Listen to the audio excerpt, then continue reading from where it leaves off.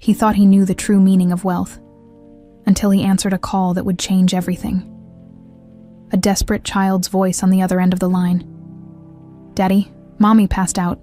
We have no food." In that moment, the ground disappeared beneath his feet. He never imagined that his forgotten past would come back to haunt him like this. The Chicago skyline glittered against the night sky, a testament to human ambition and power.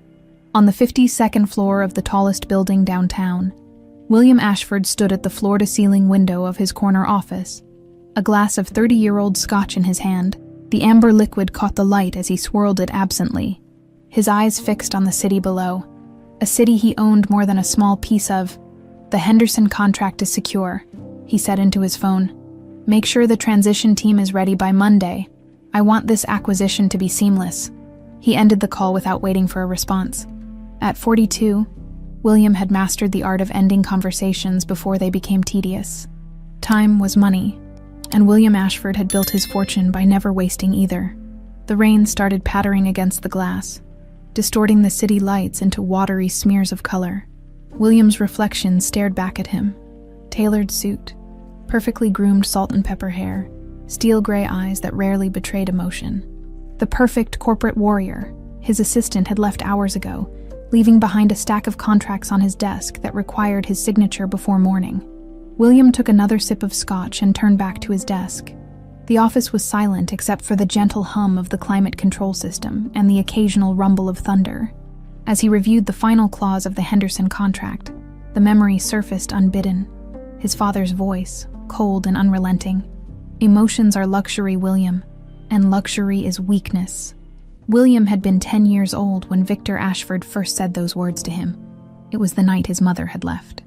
Her perfume still lingering in the halls of their mansion, William had cried, and his father had responded with that lesson, the first of many that would shape him into the man he was today. The sharp ring of his corporate phone cut through the memory. William glanced at the clock. 11:47 p.m. His eyes narrowed. Calls this late were either emergencies or mistakes. Either way, they required his attention. The caller ID showed an unfamiliar number with a Detroit area code, probably a misdial. But William's business interests spanned the country. He pressed the answer button. William Ashford speaking. For a moment, there was only silence, followed by the soft sound of breathing. "Hello? This is William Ashford. Who am I speaking with?"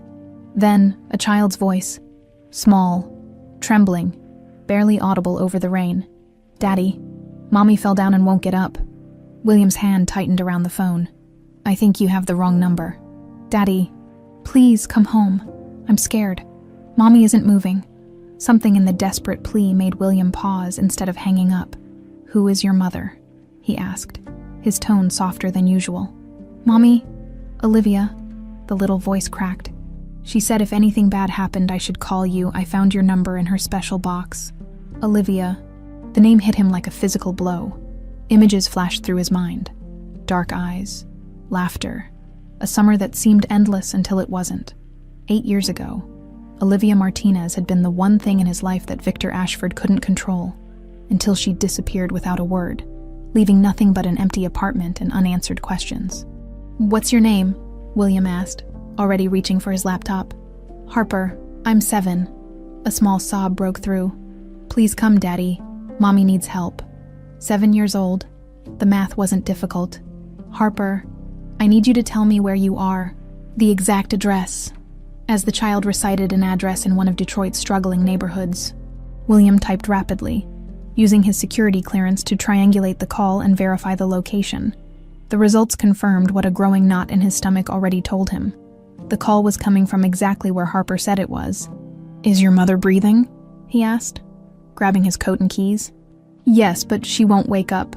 We didn't eat today or yesterday. Mommy said things would get better, but then she fell down." William was already in the elevator, his mind racing. "Harper, listen carefully. I want you to unlock the front door, then go right back to your mother. Don't open the door for anyone except me. I'm coming now. You promise?" The simple question pierced something long dormant in William's chest. "I promise." 3 hours later, William's Bentley pulled up in front of a dilapidated apartment building in East Detroit. The rain had followed him, turning the potholed street into a series of murky puddles. The neighborhood was a far cry from the gleaming towers of Chicago's financial district. The security guard he'd called ahead to meet him nodded as William approached the entrance. "6th floor, sir. The elevator's been out for months." William took the stairs 2 at a time, his heart pounding with exertion and something else he refused to name. The hallway was dimly lit, the carpet worn through in patches.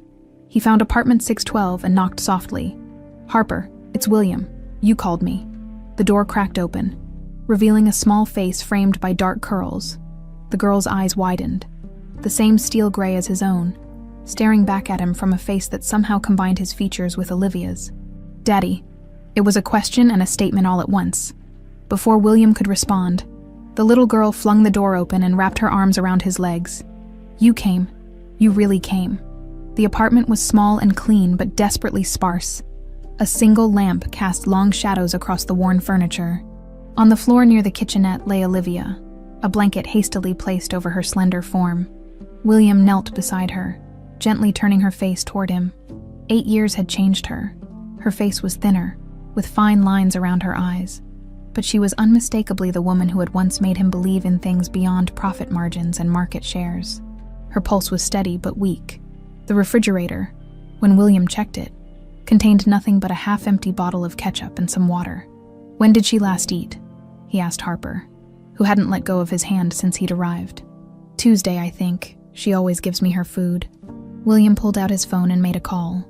"I need an ambulance at this address immediately." He gave the dispatcher the information, then hung up and turned back to the little girl who claimed to be his daughter, the little girl whose eyes left little doubt of the truth. "They're coming to help your mom," he said, his voice gentler than it had been in years. "Everything's going to be okay now." As sirens wailed in the distance, William Ashford, the man known for his calculating coldness, found himself holding the hand of a 7-year-old girl who had turned his carefully controlled world upside down with a single phone call. The rain continued to fall outside, washing away the boundaries between the life he'd built and the one he never knew existed.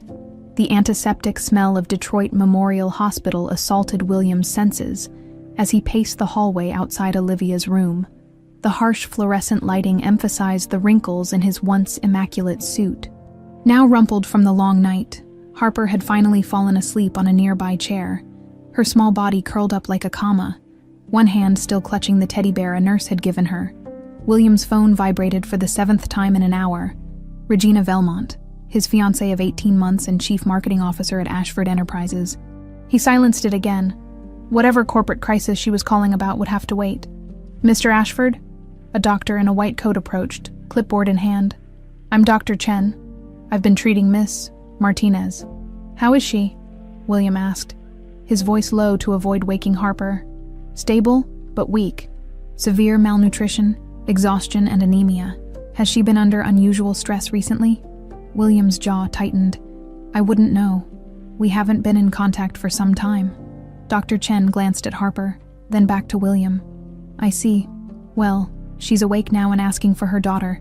She seems surprised that you're here."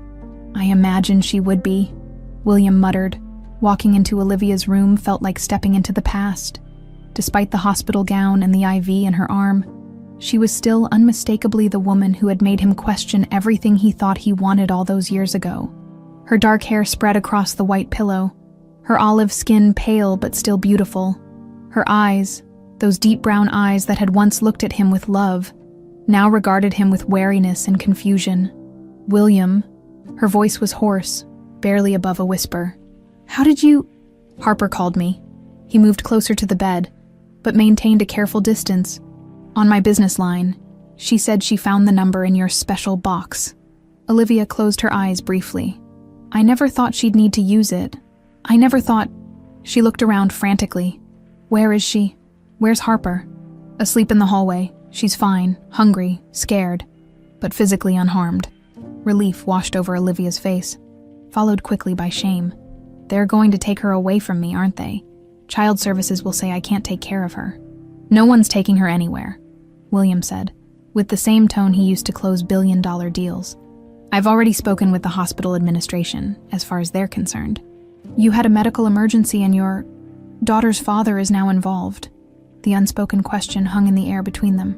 "She's yours, William." Olivia met his gaze directly. "I know you must have done the math already." William's hands gripped the rail of the hospital bed. 8 years ago, you disappeared without a word. No note, no call, nothing. I hired investigators. I thought something had happened to you. And all this time, I did what I had to do," Olivia interrupted, a spark of her old fire returning. "Your father made it very clear what would happen if I stayed." William went still. "What are you talking about?" Olivia's laugh was bitter. "Victor came to see me the day I found out I was pregnant. He knew before you did. He had people watching us, William. Did you really think he wouldn't know about the woman distracting his precious heir?" The memory of his father's unexpected interest in his relationship with Olivia clicked into place. The questions, the subtle comments, the sudden international assignments that had kept him away more and more often. "What did he say to you?" William demanded. "That I had a choice. Take $2 million and disappear, or stay and watch as he systematically destroyed my family, my career prospects, and eventually any chance of us being together." Olivia's voice trembled. "I didn't take his money, but I knew what he was capable of. I'd seen how he controlled you. So you ran. I protected our daughter." Her eyes flashed. "I knew if I told you about the pregnancy, you'd try to stand up to him. And you would have lost everything. I couldn't let that happen." "That wasn't your decision to make," William said, his voice cold. "Wasn't it? Look at you, William. Custom suit, luxury car, running your father's empire. Would you have given all that up for a pregnant art student from the wrong side of town?" The question hit him like a physical blow, because he couldn't answer it with certainty. The William of 8 years ago had been ambitious, hungry for his father's approval, still believing that power and success were the only things that mattered. Before he could respond, the door opened, and Harper patted in, rubbing her eyes. "Mommy." The relief in her voice was palpable as she rushed to Olivia's bedside. "Hey, sweetie," Olivia said, her entire demeanor softening as she embraced her daughter. "I'm so sorry I scared you." "It's okay. I called Daddy like you said to if there was ever an emergency." Harper turned to William with a proud smile. "And he came." The simple statement hung in the air. William felt something shift inside him, a tectonic plate of emotion sliding into a new position. "Yes, he did," Olivia said softly, her eyes meeting William's over Harper's head. A nurse appeared at the door. "Excuse me, Mr. Ashford. There's someone rather insistent on speaking with you at the nurse's station." William frowned. He'd told no one where he was going. Stepping into the hallway, he was confronted by Regina, her perfectly made-up face showing equal parts relief and irritation.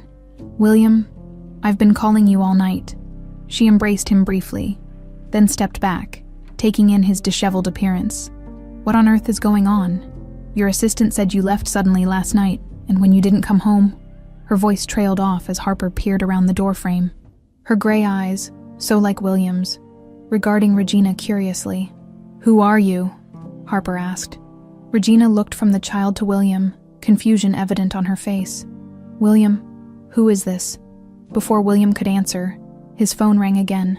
This time the caller ID displayed "Father," 300 miles away in Chicago. Victor Ashford sat in his penthouse office, listening to his private investigator's report. "You're certain?" the elderly man asked, his voice like gravel. "Yes, sir. Your son is at Detroit Memorial Hospital with Olivia Martinez and a child, a girl, approximately 7 years old." Victor ended the call and turned to the window, looking out at the city his family had helped build. After a moment, he reached for his phone again. "Book the jet," he instructed his assistant. "I'm going to Detroit." In the hospital hallway, William looked from Regina to his ringing phone, then back to Harper's innocent face in the doorway. In that moment, he realized that his carefully ordered world had already crumbled. The only question was what he would build from the ruins. The sleek Ashford Enterprises private jet cut through the clouds as William stared out the window, the events of the past 24 hours replaying in his mind. He had left Regina at the hospital with a promise to explain everything later, though he wasn't sure what everything entailed anymore. The call from his father had gone unanswered. "Another scotch, Mr. Ashford." The flight attendant hovered nearby. William nodded, loosening his tie. "Double." When the drink arrived, he took a long sip and closed his eyes. Harper's face appeared in his mind, those unmistakable gray eyes. His mother's chin, his determined expression. There was no denying she was his daughter. The DNA test he'd quietly arranged at the hospital was merely a formality. His phone chimed with a text from Dr. Chen. Miss Martinez being discharged tomorrow. Child services notified, but concerns alleviated for now. What are your instructions? Instructions? As if this were a business transaction. Something he could delegate or dismiss with a signature. William's fingers hovered over the screen, then typed, "Have my office arrange a car service. I'll call with details." The question was, details for what? He couldn't simply return to Chicago and pretend Harper didn't exist. Yet bringing her and Olivia into his life meant confronting his father, risking everything he'd built, and explaining to Regina why he'd never mentioned a child he hadn't known existed. As the Chicago skyline came into view, William made a decision. He needed time. Time to think, to plan, to understand what having a daughter meant. The ruthless businessman in him suggested damage control. The newly awakened father wanted something else entirely. "You've barely said a word since you got back." Regina studied William across his penthouse dining table. The city glittered beneath them. A perfect backdrop for a perfect couple. William Ashford, corporate titan, and Regina Velmont, marketing genius and society darling. Their relationship had always been as much about synergy as passion, a fact that had never bothered William until now. It's been a long day. He pushed his barely touched steak away. It's been 2 days. William, Regina set down her wineglass. You disappear in the middle of the night. Don't answer my calls. And when I finally track you down at a hospital in Detroit, there's a child calling you Daddy. I think I deserve more than silence. William met her gaze. Her name is Harper. She's 7 years old. Her mother is Olivia Martinez, someone I knew before I met you. And you had no idea this child existed until now. Skepticism dripped from Regina's voice. None. Does she want money? Is that why she's suddenly appeared after all this time? William's jaw tightened. Olivia didn't contact me. Harper found my number and called when her mother collapsed from malnutrition. They were starving, Regina. Something in his tone made Regina pause. Her perfectly manicured hand reached across the table to touch his. I'm sorry. That must have been difficult to see. She hesitated. What will you do now? I don't know yet. It was the most honest answer he could give. Regina squeezed his hand. Whatever you decide, I'm here for you. We'll handle this together. Her smile was reassuring, professional, the same one she used when navigating PR disasters for the company. We should probably get a paternity test first, just to be sure. Already done, William said. She's mine. The certainty in his voice seemed to unsettle Regina. She withdrew her hand and reached for her wine. Have you told your father? William's phone chimed again before he could answer. A text from an unknown number. This is Olivia. Harper keeps asking when you're coming back. I told her you're busy. Something twisted in William's chest. Before he could respond, his home phone rang. The private line only a handful of people had access to. William. His father's voice was as cold as ever. I expected you in the office this morning. I had matters to attend to. In Detroit. The question hung in the air like an accusation. William stiffened. How did you use the company jet? Did you think I wouldn't notice? Victor Ashford's laugh was without humor. Come to the house tomorrow, 6 o'clock. We need to discuss your situation. The line went dead. William slowly returned the receiver to its cradle, aware of Regina watching him intently. Your father knows, doesn't he? She asked softly. It seems so. Regina's expression turned calculating. Then we definitely need a strategy. The hospital room felt emptier without William's commanding presence. Olivia sat on the edge of the bed, fully dressed in the clean clothes a nurse had kindly provided from the donation closet. The discharge papers sat beside her, signed and processed. Ms. Martinez, Dr. Chen appeared in the doorway. Your taxi will be here in about 20 minutes, and this arrived for you. She handed over an envelope. Inside was a debit card and a note in William's precise handwriting, for immediate expenses. We'll talk soon. No signature, no personal message, just a solution to an immediate problem. Typical William. Olivia wasn't sure whether to be grateful or angry. Mommy, look what I drew. Harper bounded into the room, holding up a crayon drawing. It showed 3 stick figures, a tall man in what appeared to be a suit, a woman with long dark hair, and a small girl between them, all holding hands. "It's us, you, me, and Daddy." Olivia swallowed hard. "It's beautiful, sweetheart. Can we send it to Daddy so he can put it on his refrigerator?" "We'll see." Olivia tucked the drawing into her purse, not having the heart to explain that William Ashford's sleek modern kitchen probably didn't have family artwork on display. "Right now, we need to get ready to go home." Harper's face fell. "But there's no food at home and Daddy's not there. We'll get food on the way," Olivia promised, mentally calculating how much she could spend from William's card without feeling completely beholden to him. "And Daddy has to work. He lives in Chicago, remember? But he came when I called him," Harper insisted. "He promised everything would be okay now." Olivia pulled her daughter close, inhaling the hospital shampoo scent of her hair.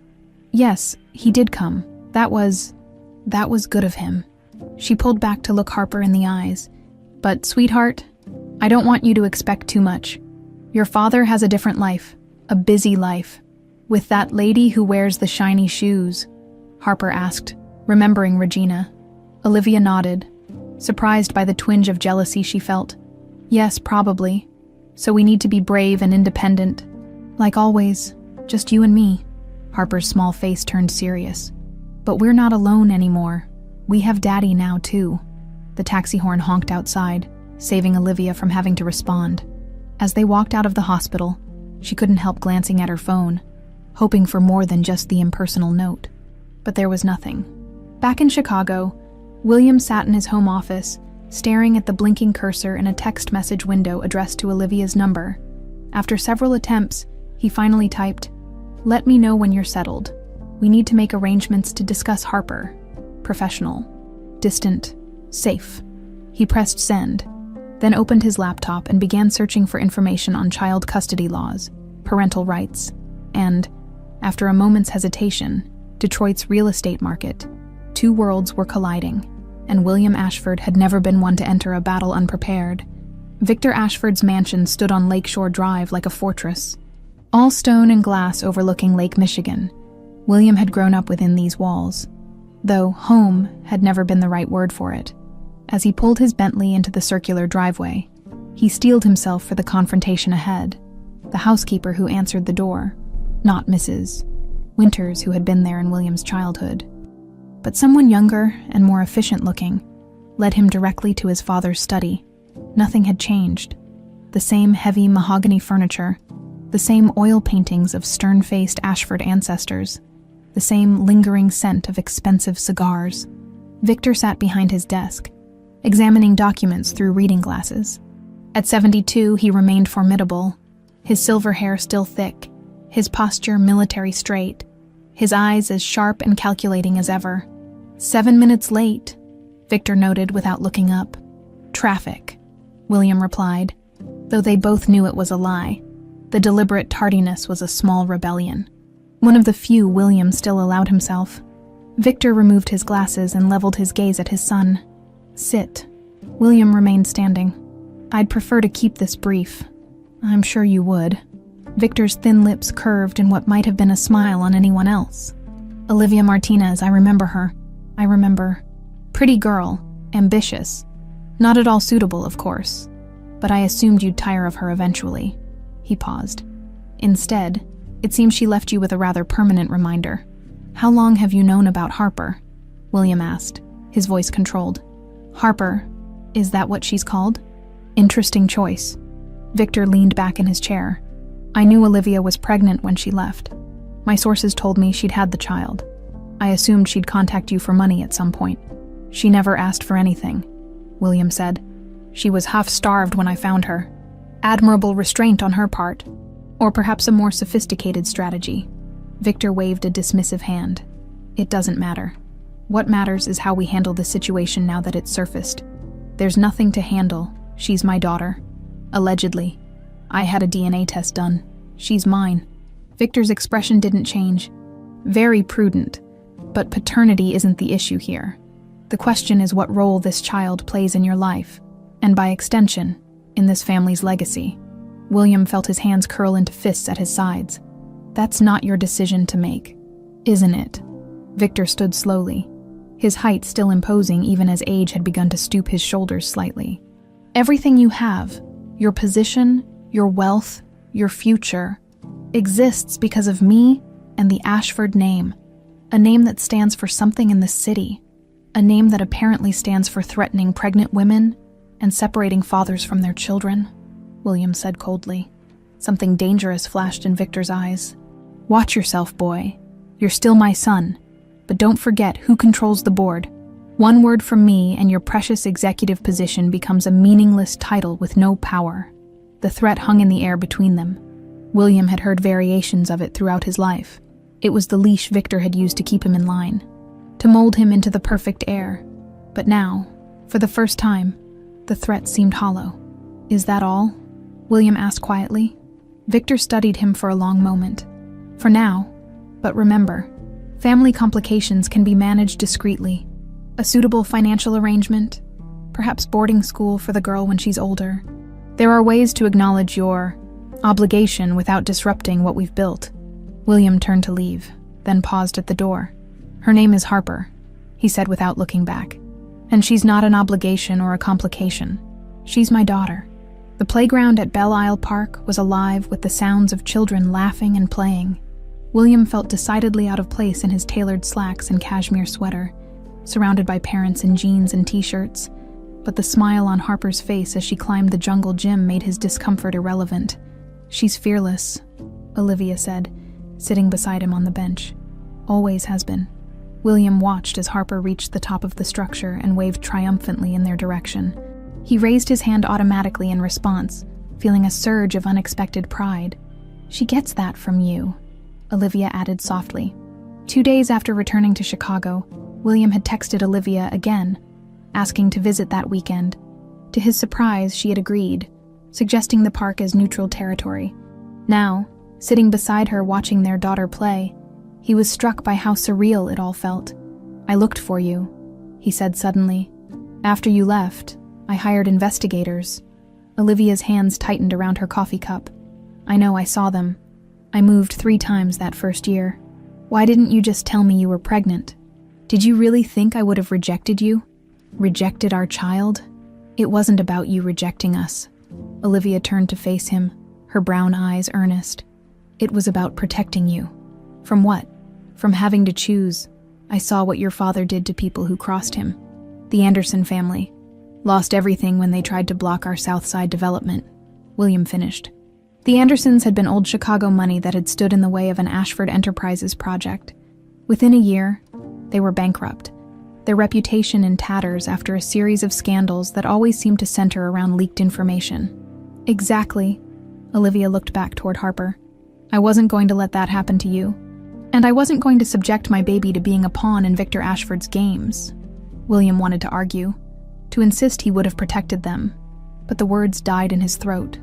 8 years ago, he had still been firmly under his father's thumb, believing Victor's ruthlessness was just the price of success. Daddy, watch me, Harper called, preparing to go down the twisting slide. I'm watching, William called back, the term daddy still strange on his ears, but somehow feeling right. As Harper whooshed down the slide, laughing, William was transported back to another park, another lifetime ago. Olivia's hair blowing in the breeze as she sketched the Chicago skyline from their spot in Grant Park. The summer sun warming their skin as they shared a bottle of wine that cost more than Olivia made in a week at her gallery job. What would you do if you weren't an Ashford? She'd asked, leaning back against his chest. I don't know, he'd admitted. I've never thought about it. Never. Not even as a kid. You never wanted to be an astronaut or a rock star. My father had my life planned before I could walk. Olivia had twisted to look up at him. But what do you want, William? No one had ever asked him that before. William. Olivia's voice brought him back to the present. Are you okay?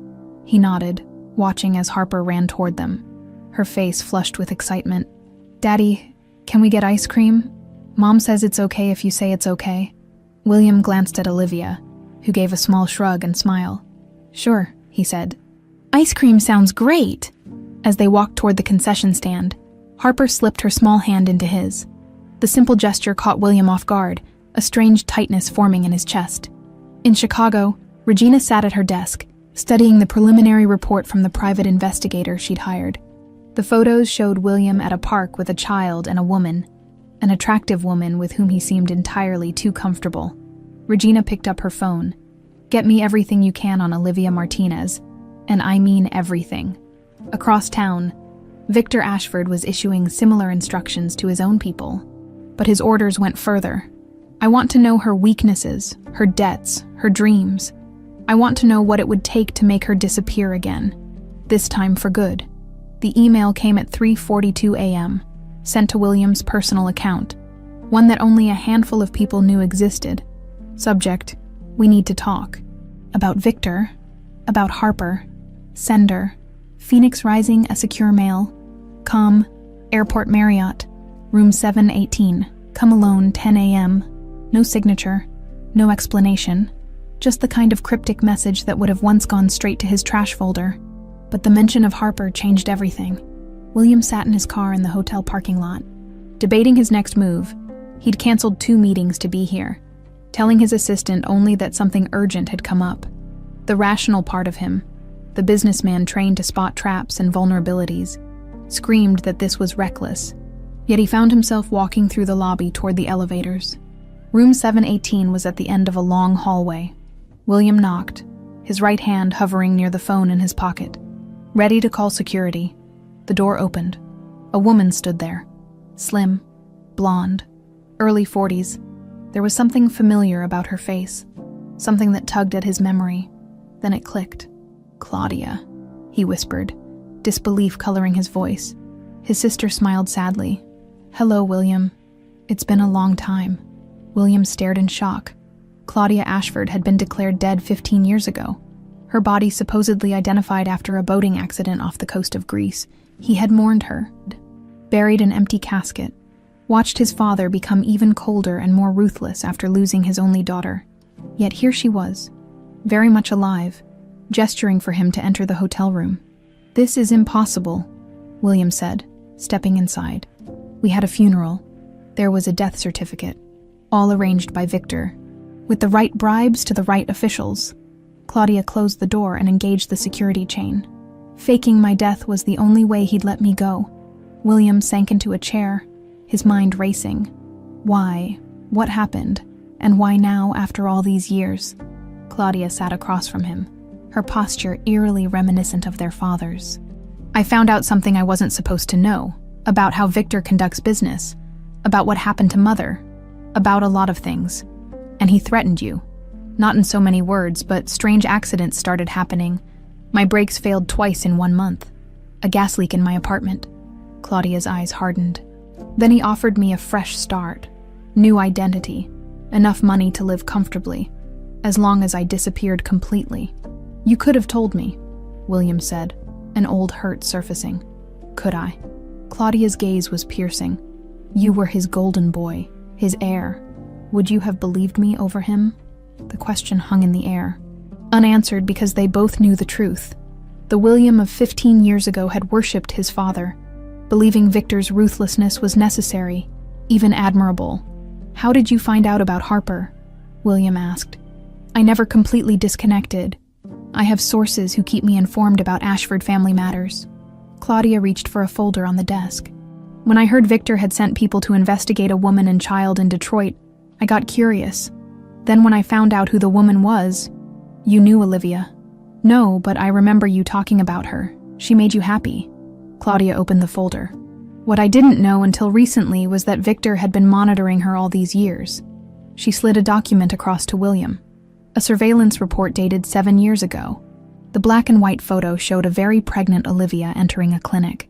"He knew," William said, the realization hitting him like a physical blow. He knew about Harper from the beginning. Not just knew, he's been having Olivia watched periodically, making sure she stayed away. There are records of interventions. What kind of interventions? The kind that ensured Olivia couldn't establish a stable life. Claudia's voice was flat. Apartments she was mysteriously asked to leave. Job opportunities that vanished. Scholarships that were rescinded. William felt sick. Why would he do this? Because Victor Ashford does not share what he considers his property. And you, William, are his most valuable asset. Claudia's expression softened slightly. I came back because I couldn't let him do to Harper what he did to us. What he's already done to Olivia. William leafed through the documents. A cold fury building in him. Years of surveillance reports. Photographs of Olivia and Harper going about their lives, unaware they were being watched. Financial records showing how Victor had systematically interfered whenever Olivia seemed to be gaining stability. He'll never stop, Claudia said quietly. Not unless you stop him. William looked up, his expression hardening. How? Olivia stared at the eviction notice in disbelief. This has to be a mistake. I paid the rent on time this month. I have the receipt.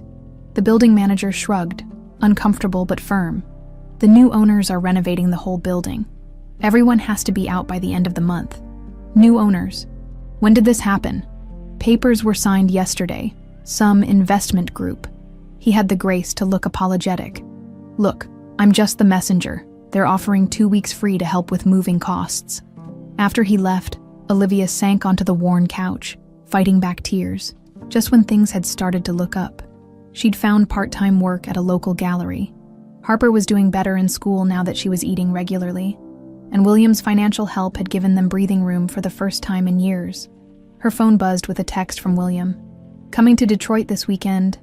Need to talk, important. Olivia sighed. Their park meeting had been surprisingly pleasant. But she wasn't naive enough to think they could simply become one big happy family. William had his life in Chicago, with his glamorous fiancée and his father's empire. These visits to Harper were likely the beginning of a custody arrangement, not a reconciliation. Her phone rang again.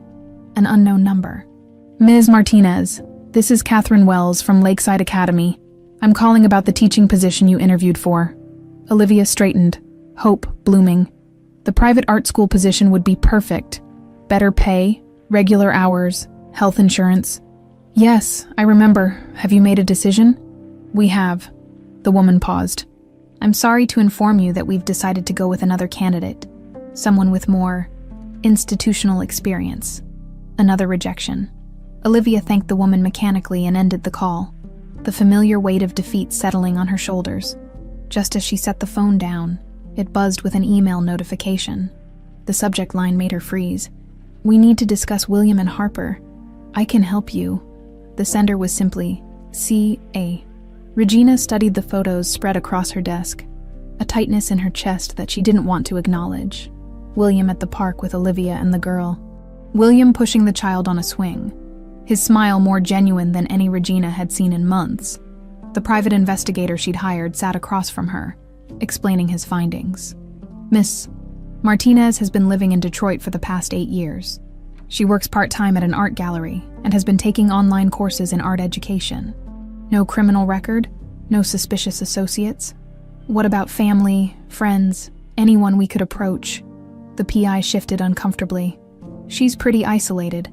Parents deceased, no siblings, a few work acquaintances, but no one close. Regina tapped her manicured nails on the desk. Financial situation. Precarious until recently. Always behind on rent. Maxed out credit cards. Seems like things improved after Mr. Ashford came into the picture. And the girl. Is she really Williams? All evidence suggests so. The timeline fits, and the physical resemblance is striking. Regina dismissed the investigator and turned to the window. Watching Chicago's skyline shimmer in the afternoon sun, the rational part of her knew that William having a child changed nothing about their relationship or their future together. The child could be managed, incorporated into their lives in a limited, controlled way. But something about Olivia Martinez unsettled her. Perhaps it was the way William had looked at her in those surveillance photos, like he was seeing a ghost from a past he'd never quite let go. Regina picked up her phone. Victor, it's Regina. We need to talk about William's situation. Across town, William sat in his office, staring at his personal bank account. The balance, which should have contained several $1 million, showed less than $10,000. A call to his private banker had confirmed the worst. Victor had frozen his personal accounts, leaving him access only to his corporate salary and benefits. The message was clear. Cross me, and I'll take everything. William's phone buzzed with a text from Claudia. Did he cut you off yet? Don't worry. We prepared for this. Check your email. His laptop pinged with a new message containing offshore account details and a substantial balance. Below it was a simple message: "Welcome to the Resistance. C." The gallery space was small but elegant. Tucked away in a revitalized corner of downtown Detroit, William stood before an abstract canvas, pretending to study the bold strokes while actually watching Olivia through the reflection in the glass. She moved confidently among the patrons, discussing the artwork with a passion that reminded him of the girl he'd known 8 years ago. He'd arrived in Detroit earlier than planned, wanting to see her in her element before their scheduled meeting. The gallery showing was listed on the website where she worked, and he'd slipped in unnoticed among the evening crowd. "That piece is called Fractured Horizon," a voice said beside him. William turned to find Olivia standing there, her expression a mixture of surprise and wariness. "What are you doing here? We weren't supposed to meet until tomorrow. I wanted to see where you work," he said simply. Olivia glanced around, clearly concerned about being overheard. "My shift ends in 20 minutes. We can talk then." William nodded and moved to another piece, this one a haunting portrait of a child with familiar gray eyes. He stopped, staring at the unmistakable image of Harper.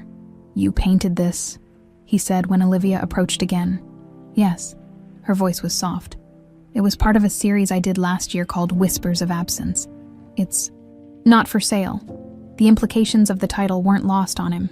He wanted to ask more, but her manager appeared, reminding Olivia about a client waiting to complete a purchase. 23 minutes later, they sat in a coffee shop across the street. "You're good," William said. "The art you always were, but you've gotten even better." "Thank you." Olivia wrapped her hands around her mug. "But I don't think you came early to critique my paintings." "No." William leaned forward. "I know about the eviction notice, and I know about the job rejection from Lakeside Academy." Olivia's surprise was evident. "How did you—" "Because they're not coincidences, Olivia, they're deliberate." He pulled out his phone and showed her the documents Claudia had provided. "My father has been monitoring you for years, interfering whenever you started to establish stability." Olivia took the phone, her hand trembling slightly as she scrolled through the evidence of Victor's sustained campaign against her. Her face paled, then flushed with anger. "I always felt like I was being pushed down somehow, like no matter how hard I tried, something would happen." She looked up, her eyes bright with unshed tears. "But why? What threat could I possibly pose to a man like Victor Ashford?" "You were a distraction to his heir," William said bitterly. "And Harper represents a complication to his dynasty." Olivia handed the phone back, her jaw set in a familiar, stubborn line. "So what now? Your father clearly doesn't want me or Harper in your life, and judging by these, he's willing to go to extreme lengths to keep it that way." "I'm not my father." William's voice was quiet but firm. "And I'm not the same man I was 8 years ago." "Aren't you?" Olivia's gaze was challenging. "You still work for him? Still live in his world? Still play by his rules?" "Not anymore." William pulled an envelope from his jacket and slid it across the table. "This is for you and Harper." Olivia opened it cautiously, her eyes widening at the contents. A deed to a condominium in a safe, well-established Detroit neighborhood, along with transfer papers putting it in her name. "I can't accept this," she said immediately. "It's not a gift, Olivia. It's a right. Harper deserves security, and you deserve compensation for what my father put you through." Olivia stared at the papers, conflict evident on her face. "And what does this mean for us? For you and Harper?" "That's what I wanted to talk about tomorrow. There's a lot you don't know yet." William hesitated. "My sister Claudia is alive." "Your sister? The one who died in that accident years ago?" "She faked her death to escape my father. She's been in hiding for 15 years, but she's resurfaced because of Harper." William leaned closer. "She wants to meet you. She thinks together we might be able to stop Victor once and for all." Olivia's phone buzzed with a text message. She glanced at it and frowned. "Speaking of Harper, that's her babysitter. Harper's school just called. There's some kind of special presentation for parents this evening that wasn't on the calendar." William checked his watch. "What time?" "In about an hour. I'm sorry. I need to go." "I'll come with you," William said, standing. Olivia looked surprised, then nodded. "Okay, that would be nice." Regina placed the photographs on Victor Ashford's desk, one by one. William visited Detroit again last weekend, and again yesterday. He's seeing them regularly now. Victor studied the images with his usual impassive expression. William and Olivia talking in a coffee shop. William pushing Harper on a swing, the three of them walking together, looking for all the world like a family. And there's more, Regina continued. He's been moving money, large sums, through channels that are difficult to trace. This got Victor's attention. How much? At least $7 million so far, and he's purchased property in Detroit, a condominium under Olivia Martinez's name. Victor's fingers drummed on the desk, the only sign of his irritation. You've done well, Regina. I want what's best for William, she said carefully. For all of us. Of course. Victor's smile didn't reach his eyes. And what do you suggest we do about this situation? Regina pulled out one final document. The Westridge School in Switzerland. Exclusive, discreet, perfect for children of high-profile families. Harper would receive an excellent education, and William could visit her during holidays and breaks. Boarding school. Victor raised an eyebrow. How traditional. It's a reasonable compromise. William acknowledges his daughter without disrupting our lives here. Victor studied Regina with new appreciation. You're more ruthless than I gave you credit for. I'm practical, Regina corrected. And I know what's at stake. Victor nodded slowly. Let me handle William. You focus on the Martinez woman, find her pressure points. Regina hesitated. William's very protective of them. Every man has a breaking point, Victor said dismissively. Even my son. In the elementary school auditorium was crowded with parents and children. William felt distinctly out of place in his tailored suit among the casually dressed families, but Harper's excitement at seeing him there outweighed his discomfort. Daddy, you came. She had launched herself at him in the parking lot, nearly knocking him over with the force of her enthusiasm. Now they sat together, Harper between them, as a teacher explained that there had been a last-minute decision to hold a talent showcase for parents. That's weird, Olivia whispered. They usually plan these things months in advance. William was about to respond when his phone vibrated with a message from Claudia. Get out now. It's a trap. Before he could react, the principal approached the microphone. Before we begin our showcase, we have a special recognition to present. We recently learned that we have a celebrity parent among us tonight, Mr. William Ashford, CEO of Ashford Enterprises. A spotlight swung to illuminate William as murmurs spread through the crowd. Several parents pulled out phones taking pictures. Would you mind saying a few words, Mr. Ashford? Perhaps about your connection to our school? William froze, suddenly understanding. This wasn't a school event. It was a setup, designed to publicly expose his relationship with Harper, to force his hand. He looked down at Harper, who was beaming with pride, then at Olivia, whose face showed dawning comprehension and alarm. In that moment, faced with his daughter's trusting eyes, William Ashford made a choice that would change everything. He stood up, took Harper's small hand in his, and walked toward the stage. The video spread across social media like wildfire. William Ashford, the notoriously private CEO of Ashford Enterprises, standing on a modest elementary school stage holding the hand of a small girl with his unmistakable gray eyes. Thank you for the introduction. His voice was steady in the footage. I'm Harper's father, and I'm very proud to be here tonight supporting her and her mother, Olivia Martinez. 3 days later, William sat in a sleek downtown Detroit apartment he'd purchased under a shell company's name, watching Claudia pace as she read the latest headlines on her tablet. Ashford heir's secret family revealed, she quoted, business titans double life. At least they're being somewhat respectful of Harper. For now, William said grimly. He scrolled through emails on his laptop, hundreds of messages from board members, business partners, and journalists, all demanding explanations. Olivia entered from the kitchen, carrying coffee. Harper's teacher called. Some of the kids have been asking questions. Apparently one boy told Harper that she's rich now. I'm sorry, William said. I never wanted her exposed like this. You didn't do this. Victor did. Olivia set his coffee down with more force than necessary. And I'm tired of apologizing for existing. For Harper existing. We need to move quickly now, Claudia said. Victor will be doing damage control, preparing a narrative that minimizes his role and makes you look impulsive and irresponsible, William. Let him try. William opened a secure email program. The transfers are complete. I've moved enough assets to make sure you and Harper are secure regardless of what happens next. He looked at Olivia. The condo is fully paid for and in your name only. He can't touch it. What about you? Olivia asked quietly. What will he do to you? Before William could answer, his phone rang, Regina's ringtone. He had been avoiding her calls since the school event, but he couldn't put off the conversation any longer. I should take this, he said, stepping onto the balcony. Regina's voice was ice cold. So this is where you've been hiding. I'm not hiding, Regina. I'm making arrangements for my daughter. Your daughter.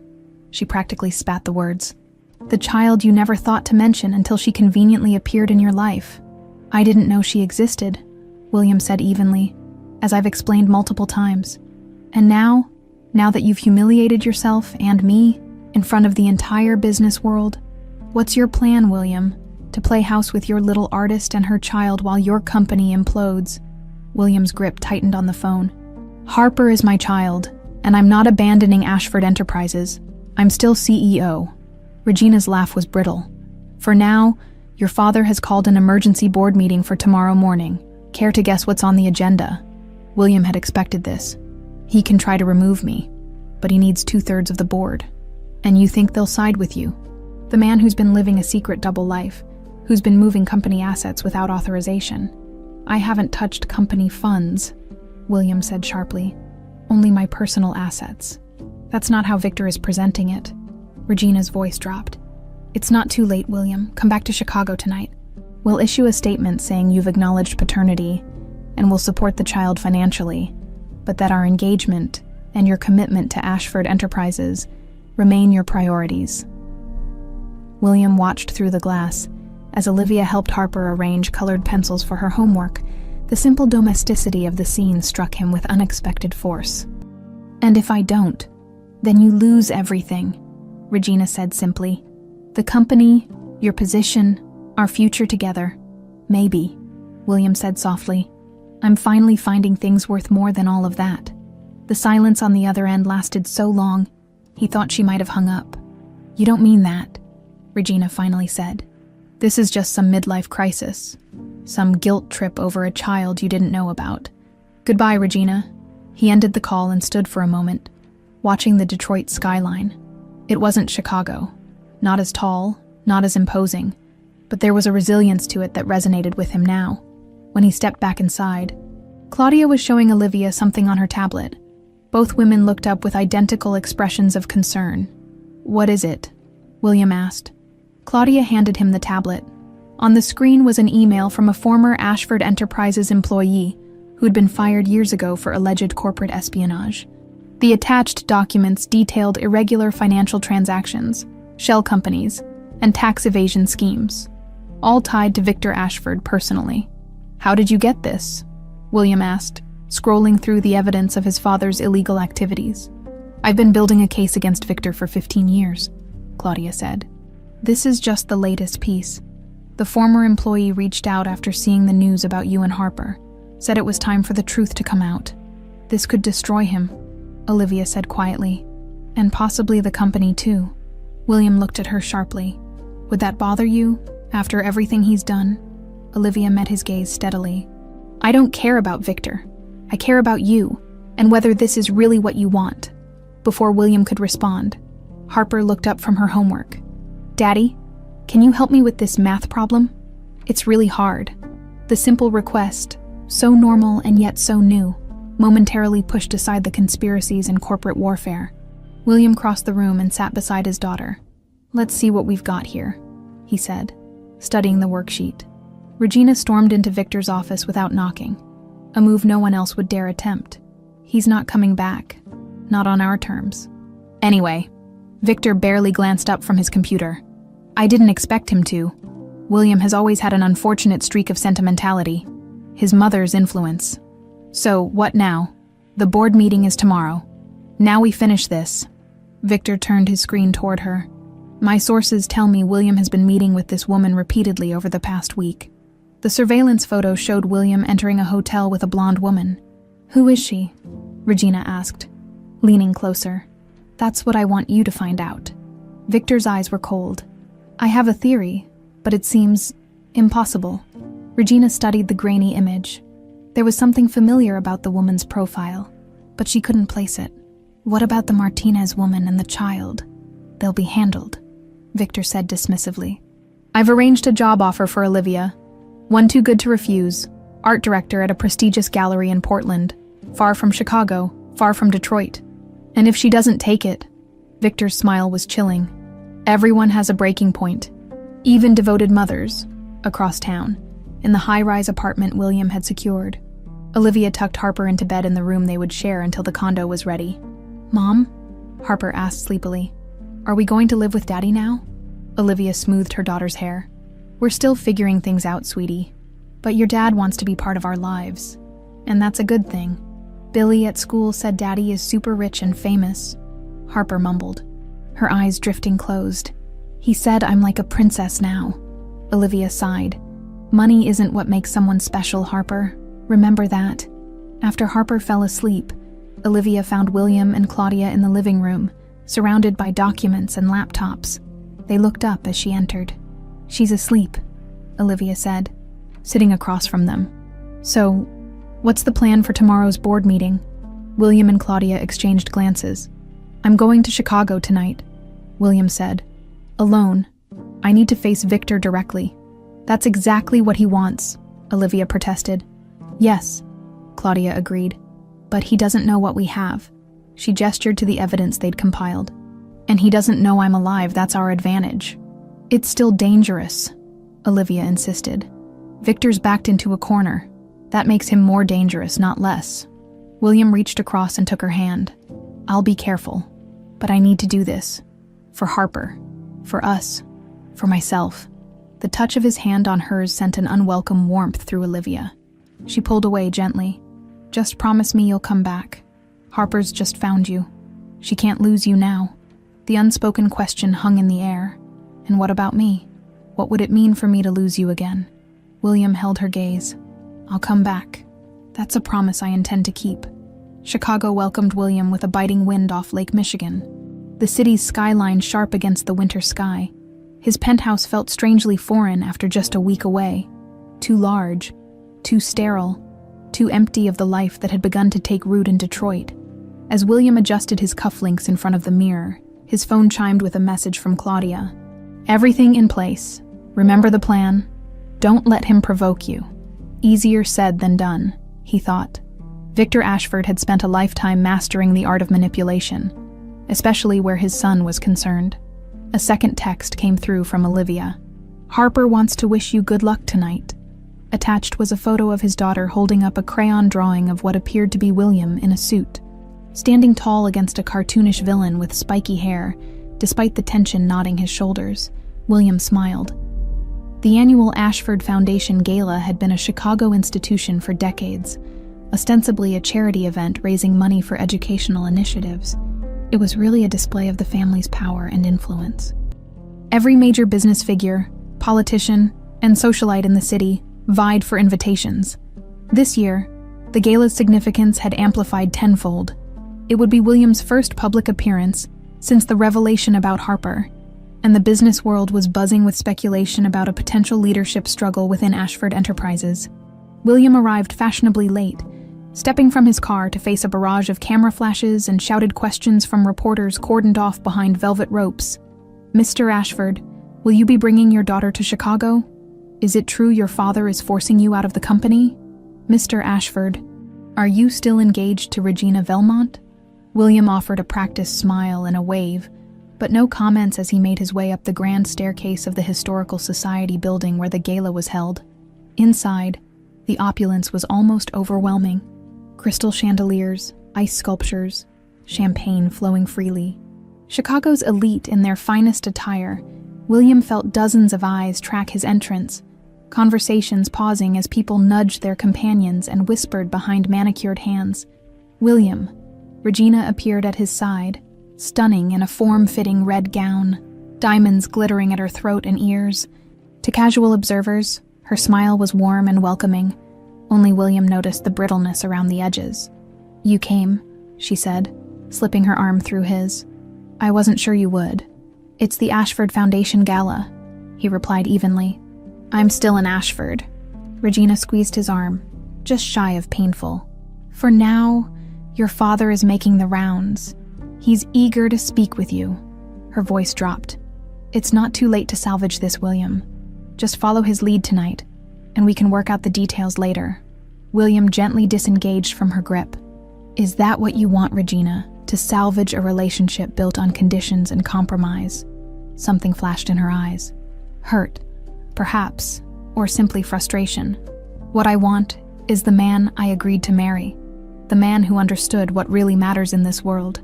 Perhaps I'm finally figuring that out, William said softly.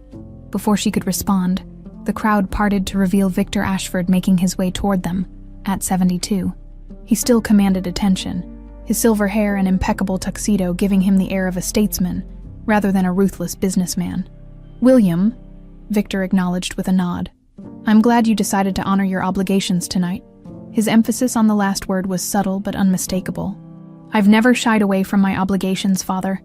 I'm discovering I have more of them than I realized. Victor's smile didn't reach his eyes. Indeed. Shall we discuss those obligations privately? In the library, perhaps? William nodded, following his father through the crowd, aware of the curious gazes tracking their progress. The library was a wood-paneled sanctuary away from the noise of the gala, the walls lined with leather-bound books that Victor had likely never read. As soon as the door closed behind them, Victor's facade dropped. You've made quite a spectacle of yourself. That wasn't my intention, William replied calmly. No. Publicly claiming a bastard child at a school event, abandoning your responsibilities here to play house in Detroit, moving millions into offshore accounts. Victor poured himself a scotch from the crystal decanter on the sideboard. Seems rather theatrical to me. I didn't create this situation, William said. You did, by threatening Olivia, by driving her away, by ensuring she and my daughter struggled for years. Victor waved a dismissive hand. I did what was necessary to protect this family's interests, something you seem increasingly unwilling to do. Our interests or your control, William challenged. There's a difference. Victor's eyes narrowed. Careful, boy. You're on very thin ice. The board meeting tomorrow has been canceled, William finished. That caught Victor off guard.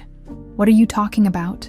I spoke with the board members individually this morning, explained the situation, showed them some concerning documentation about certain financial irregularities that appear to trace back to your personal accounts. Victor's face hardened. You're bluffing. There's nothing to find. Not in the official records, no, but it seems your former associate, Johnson, kept his own set of books. Very thorough ones. Johnson was fired for cause. No one would believe anything from that disgruntled parasite. Perhaps not on its own, William agreed. But combined with the records Claudia compiled before her departure, it paints a compelling picture. Victor went very still. Claudia is dead. Is she? William held his father's gaze. You seem very certain of that for a man who never recovered his daughter's body. A muscle twitched in Victor's jaw. The first sign of genuine emotion William had seen from him in years. What do you want? I want what's mine, William said simply. My share of the company, my rightful place as CEO, and I want you to disappear from Olivia and Harper's lives completely. Victor's laugh was sharp. You think it's that simple? That you can just demand terms and I'll roll over like some trained dog? No, William replied. I think you'll fight. That's why I've prepared for war. The door to the library opened abruptly, and Regina entered, her expression tense. Sorry to interrupt, but there's something you both need to see. She led them back to the main hall, where guests were gathered around the large screens meant to showcase the Foundation's charitable work. Instead, they displayed breaking news. Financial scandal rocks Ashford Enterprises. Documents reveal years of tax evasion. Victor's face went ashen. What have you done? Not me, William said quietly. It seems someone doesn't trust either of us to resolve this privately. As murmurs spread through the crowd, William felt his phone vibrate with a text from Claudia. Sorry, had to pull the trigger early. She's here. William scanned the crowd frantically, spotting a familiar figure by the entrance. Olivia, looking both determined and uncomfortable in an elegant black dress that William guessed Claudia had provided. Beside her stood a tall blonde woman, whose face would shock everyone in the room. but especially the man standing next to William. "Impossible," Victor whispered, grabbing William's arm for support as his knees seemed to buckle. That was when the pain hit. Victor clutched his chest, his breath coming in short gasps, his eyes, wide with shock and something like fear, fixed on William's face before he collapsed to the marble floor. The room erupted in chaos. Someone shouted for a doctor. Regina dropped to her knees beside Victor, calling his name. Security rushed forward, followed by paramedics who had been stationed outside for the event. William stood frozen, watching as his father was lifted onto a stretcher, an oxygen mask placed over his face. Across the room, Claudia remained motionless, her expression unreadable as she watched the man who had orchestrated her death fighting for his life. Olivia pushed through the crowd to reach William's side, her hand finding his. "Are you okay?" William looked down at her, then back at the stretcher bearing his father. "I don't know," he answered honestly. "I really don't know." The waiting room of Chicago Memorial's cardiac unit had the same antiseptic smell and uncomfortable chairs as every hospital William had ever been in. He sat with his head in his hands, the events of the evening replaying in his mind. Family of Victor Ashford. William looked up to see a doctor in green scrubs approaching. He stood, aware of Regina rising from her chair across the room. "I'm his son," William said. The doctor nodded. "Your father has suffered a significant cardiac event. We've stabilized him, but he'll need surgery. Given his age and the severity of the attack, I should prepare you—" "Is he going to die?" Regina interrupted, her voice sharp. The doctor's expression remained neutral. "It's too early to say. The next 24 hours will be critical." "Can I see him?" William asked. "Briefly. He's been sedated in preparation for surgery. But he's conscious."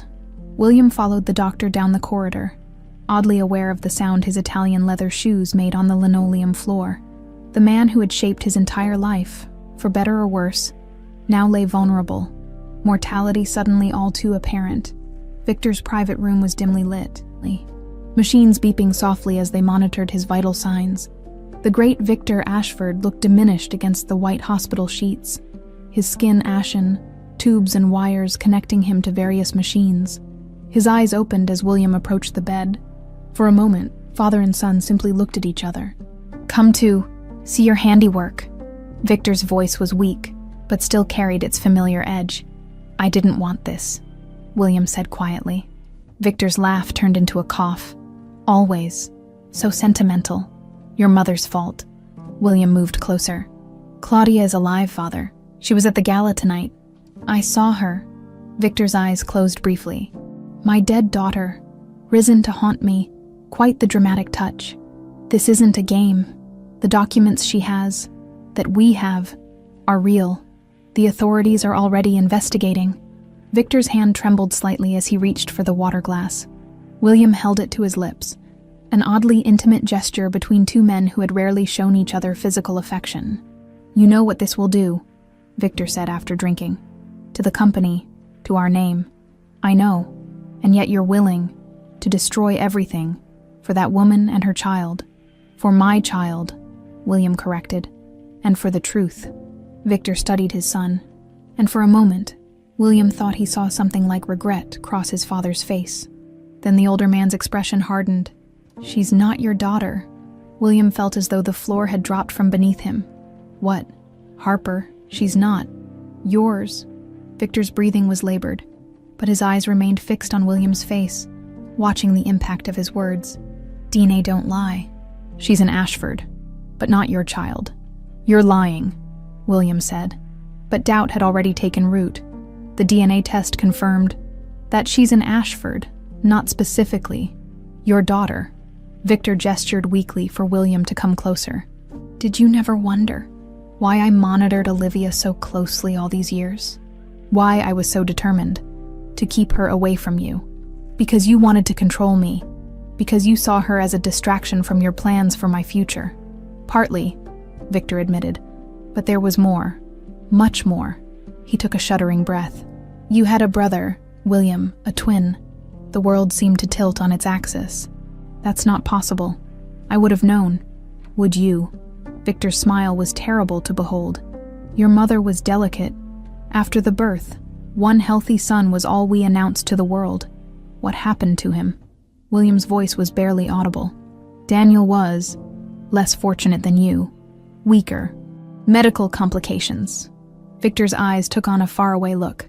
We gave him up for adoption. A clean break. Your mother never forgave me. William struggled to process this revelation. And Harper. Your brother found Olivia years later, pure coincidence. They had a brief affair. Before his death, he never knew about the pregnancy. You're making this up, William insisted, even as pieces began falling into place. Victor's obsessive monitoring of Olivia, his determination to keep her away from Chicago, the DNA test that showed Harper was an Ashford. Ask your sister, Victor whispered. She found out. About Daniel. That's why she had to. Disappear. The heart monitor began beeping more rapidly. Victor's eyes fluttered, his breathing becoming more labored. You've always been so desperate for connection, Victor managed, his voice fading. So eager to believe. You've found something meaningful. Just like your mother. A nurse rushed in, checking the monitors. I'm sorry, but you need to leave now, she told William. We need to prep him for surgery immediately. William stumbled from the room, his mind reeling. In the hallway, he nearly collided with Claudia, who had been waiting outside. Is it true? He demanded. About Daniel. About Harper. Claudia's face confirmed it before she spoke. I was going to tell you, after things settled down. How long have you known? I found the birth records years ago, twin boys. Not just one. I confronted father about it, and that's when the accidents started happening. Claudia reached for his arm, but William pulled away. And Harper, did you know about her too? Claudia hesitated. I had suspicions. The timeline seemed off, but I only confirmed it recently when I got access to the full DNA report that Victor had commissioned. Harper is Daniel's daughter, not yours. I'm sorry, William. Does Olivia know? No. As far as she knows, you're Harper's father. Daniel used a different name when they met. He was living as Daniel Pierce then. I don't think she ever made the connection to the Ashford family. William leaned against the wall, feeling as though the ground beneath him was quicksand. All this time, I thought I was fighting for my daughter. She is your niece, Claudia said gently. She's still family, but not mine, not really. Claudia's expression hardened. That's Victor talking. Biology isn't everything, William. You've been there for Harper when she needed you. You've stepped up in every way that matters. That makes you more of a father than most men with biological children. Before William could respond, Olivia approached from the waiting area, concern etched on her face. William, is everything okay? You look like you've seen a ghost. The sight of her, beautiful, strong, resilient Olivia, twisted something in his chest. She didn't know. How could she possibly understand what he'd just learned? Victor is being prepped for surgery, he said, avoiding her eyes. It's serious. I'm sorry, Olivia said. And despite everything, William knew she meant it. Despite what he did to us, I wouldn't wish this on anyone. Us, the word echoed in William's mind. There was no us anymore. There never had been. Not really. Just a series of manipulations and coincidences that had brought them together again. William, Claudia said quietly. Olivia needs to know. Know what? Olivia looked between them, confusion giving way to concern. What's going on? William met his sister's gaze, silently pleading for more time. But Claudia shook her head slightly. Victor said something, didn't he? Olivia pressed. Something about Harper. Not here, William finally said. Let's find somewhere private to talk. They found a small consultation room at the end of the hall. William closed the door behind them, struggling to find the words that would shatter the fragile connection they had begun to rebuild. Olivia, he began, his voice strained. There's something you need to know about Harper's father. Olivia sat motionless in the consultation room, her face a mask of shock, as William finished explaining what Victor had revealed. Claudia stood by the window, her silhouette sharp against the city lights beyond. Daniel Pierce, Olivia whispered, the name falling from her lips like a forgotten memory. I met him at an art exhibition in New York. He was kind, quiet. Nothing like... She stopped, glancing at William. Nothing like me. William finished for her. I didn't know he was your brother, your twin. He never mentioned the Ashford name. Olivia's hands twisted in her lap. "We were only together for a few months before he died in that car accident. I found out I was pregnant at his funeral, and you believed Harper was his," William said, the pieces finally fitting together. "Of course I did." Olivia looked up, confusion clear in her eyes. "But when Harper called you, and you came, and you looked so much like him, I thought maybe I was wrong, that it had been you all along somehow. The DNA test confirmed she's an Ashford," Claudia explained gently, "but it couldn't distinguish between identical twins." Olivia turned to William, her eyes searching his face. "What does this mean for Harper, for us?" William had been asking himself the same question since Victor's revelation. What did it change, really? The connection he'd felt with Harper from the moment he saw her, the fierce protectiveness, the joy in her smile when she called him Daddy. Legally, nothing changes, Claudia interjected when William remained silent. As Daniel's identical twin, William has exactly the same genetic relationship to Harper as Daniel would have. But emotionally, Olivia pressed, still looking at William. Before William could respond, his phone rang, Regina calling from the waiting room. "William," her voice was clipped, professional. "The doctors need you. Victor is going into surgery, and there are decisions to be made." The next few hours passed in a blur of medical consultations, paperwork, and tense conversations with the hospital's legal team. Victor's condition had stabilized enough for surgery, but the prognosis remained guarded. In the quiet moments between decisions, William found himself thinking not of Victor, or the company, or the scandal that was undoubtedly dominating the news cycle.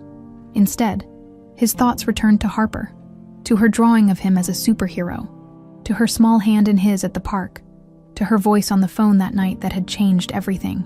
"She's not your daughter," Victor had said, as if that fact alone would sever the connection William felt, as if biology was the only thing that determined family. Just past midnight, as Victor was wheeled into surgery, William found Olivia in the hospital cafeteria, clutching a cup of coffee that had long gone cold. "You should go back to the hotel," he said, sliding into the chair across from her. "Get some rest. This could take hours." Olivia shook her head. "I couldn't sleep anyway." She studied his face. "You look like him. You know, Daniel. Identical, obviously, but different somehow. He was gentler, less certain of himself. Did you love him?" William asked before he could stop himself. Olivia considered the question. "I could have, given time. He was easy to care for." She set down her cup. "But he wasn't you." The simple statement hung between them. "I fell in love with you years ago, William," Olivia continued, her voice steady. "Not because you were an Ashford or because of your money or power. I loved your determination, your intensity, the way you saw the world as something to be conquered.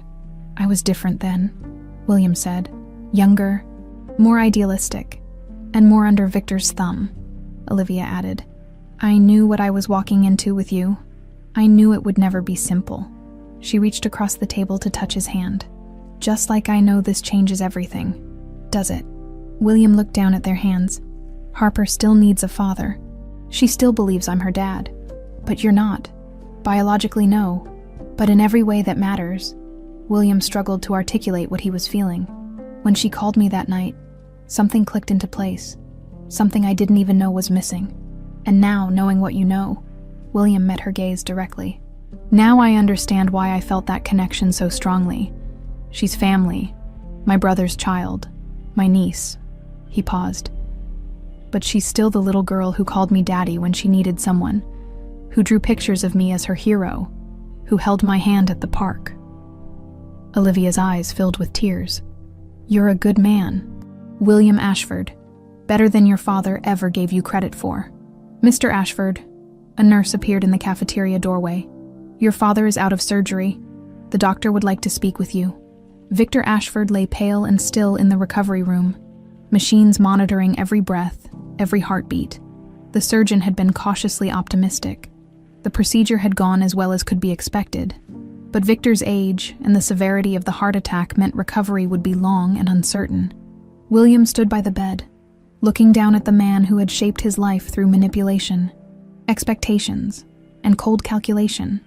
The man who had separated him from his twin brother, who had driven away the woman he loved, who had hidden the existence of his niece. "I should hate you," William whispered to the unconscious figure, "for everything you've done, for everything you've taken from me." Victor's chest rose and fell with mechanical precision, his face slack and vulnerable in a way William had never seen before. "But hate is your language, not mine," William continued, "and I'm done speaking it." As he turned to leave, Victor's eyes fluttered open. For a moment, father and son looked at each other, decades of complicated history hanging between them. "Daniel," Victor whispered, his voice barely audible. "I'm sorry." William froze, realizing his father was confused, mistaking him for his long-dead twin. "I never meant for you to disappear," Victor continued, his words slurring slightly. "Just needed William to focus, to be strong, not distracted." "By a twin." William stepped closer, his heart pounding. "It's William, father. Daniel's gone." Victor's eyes cleared slightly. "William," a pause. "Of course, always. The survivor. Why did you separate us?" William asked, the question that had haunted him since hearing of his brother's existence. Why give him away? Couldn't risk. Divided inheritance. Divided loyalty. Victor's breathing became more labored. Ashford legacy. Needed one strong heir, not two weaker ones. And Harper. Why keep her existence from me all these years? A ghost of Victor's calculating smile crossed his pale lips. "Insurance, in case you ever truly defied me. She's a child, not a bargaining chip," William said, anger rising in his chest. "She's an Ashford," Victor whispered. "Like it or not, she's part of this legacy now." A nurse entered to check Victor's vitals, frowning at his agitated state. "I'm sorry, Mr. Ashford, but your father needs rest. You can come back tomorrow." William nodded, turning to leave. At the door, he paused. "You're wrong, you know," he said to Victor. "About Harper, about the Ashford legacy." He straightened his shoulders. "I'm going to redefine what it means to be an Ashford. Starting now." The sun was rising over Lake Michigan when William found Claudia and Olivia in the waiting room, both dozing in uncomfortable chairs. He gently woke them, his decision made. "Victor will recover," he said quietly. "Physically, at least." "And what about you?" Claudia asked. "What happens now?" William looked at Olivia, then back to his sister. "Now we tell the truth, all of it, about Daniel, about Victor's manipulation, about the financial irregularities. It will destroy the Ashford name," Claudia warned. "Maybe it's time for a rebuild," William said. "But first," he turned to Olivia, "I need to talk to Harper, to explain who I really am." Olivia's eyes softened. "Are you sure?" "She deserves the truth," William said. "And so do you." "And after?" Olivia asked, the question encompassing far more than just the immediate future. William thought of the little girl who had turned his world upside down with a single phone call. The niece he'd never known he had. The family he'd been denied. "After," he said, taking Olivia's hand. "We start over. Together. If that's what you want." Olivia's fingers tightened around his. "I've waited 8 years to hear you say that," as the first rays of sunlight streamed through the hospital windows. William Ashford realized that sometimes losing everything was the only way to find what truly mattered.